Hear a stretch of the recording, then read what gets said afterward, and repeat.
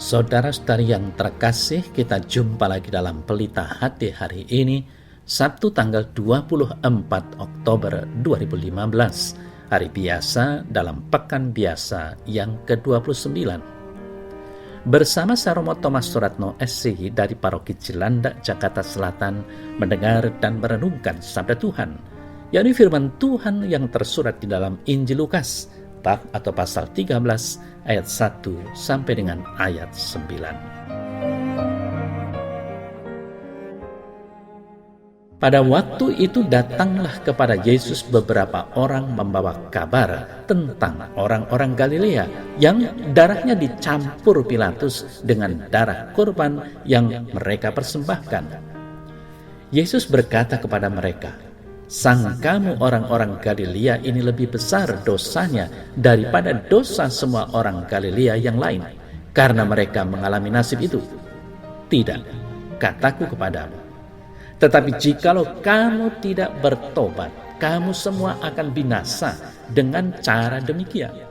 Atau sangkamu, ke-18 orang yang mati ditimpa menara dekat Siloam lebih besar kesalahannya daripada kesalahan semua orang lain yang tinggal di Yerusalem? Tidak, kataku kepadamu. Tetapi jikalau kamu tidak bertobat, kamu semua akan binasa dengan cara demikian."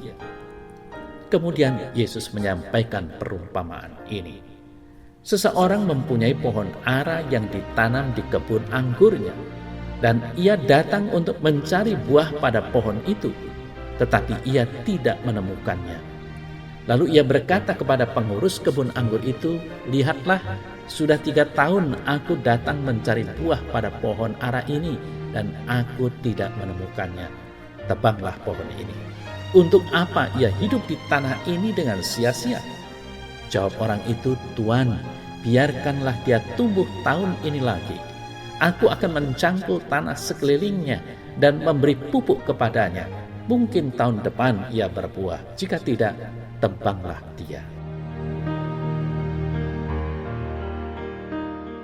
Saudara-saudari yang terkasih, Yesus mengajar para muridnya tentang hal ihwal mengikuti dia, secara khusus tentang pertobatan. Pertobatan pasti hubungannya dengan dosa. Kita sadari dan akui bahwa kita semua adalah orang berdosa. Dosa memisahkan kita dari Allah. Dosa itu mempunyai efek yang dahsyat sekali atas kehidupan dan relasi seorang pribadi manusia dengan Allah. Namun Allah kita itu Maha Murah, Maha Pengampun. Saudara-saudara yang terkasih, Dia selalu mengajak kita untuk mau dituntun pada pertobatan dan akhirnya sampai pada keselamatan. Tetapi nyatanya kita tidak selalu mengikuti ajakannya. Nah, Santo Paulus menulis, "Apakah engkau menganggap sepi kekayaan kemurahannya, kesabarannya, dan kelapangan hatinya? Tidak tahukah engkau bahwa maksud kemurahan Allah ialah menuntun engkau kepada pertobatan? Tetapi oleh kekerasan hatimu yang tidak mau bertobat, engkau menimbun murka atas dirimu sendiri pada hari murka, dan hukuman Allah yang adil akan dinyatakan." Roma 2 ayat 4 sampai dengan 5.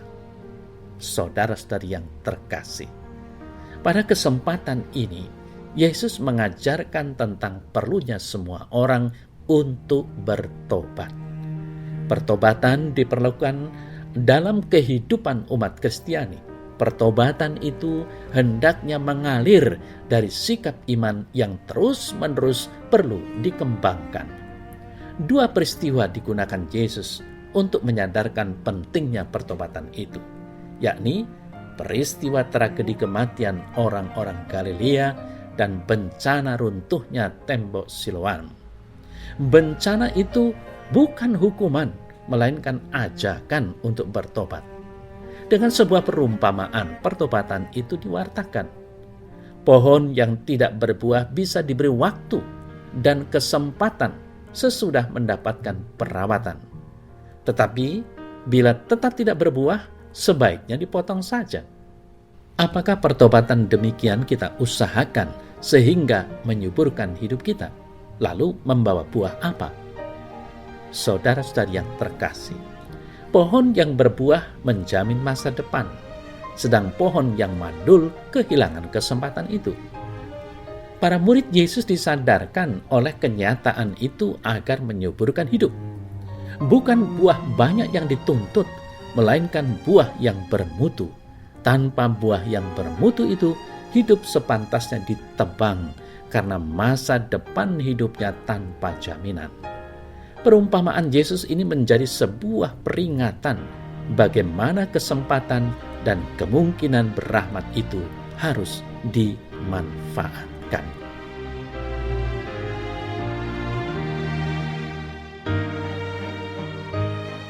Ya Bapa Sorgawi, Engkau adalah Maha Pengampun. Terimalah pengakuan dosa-dosaku yang tulus dan tegakkanlah aku yang selama ini tertindih oleh beban-beban dosaku. Amin.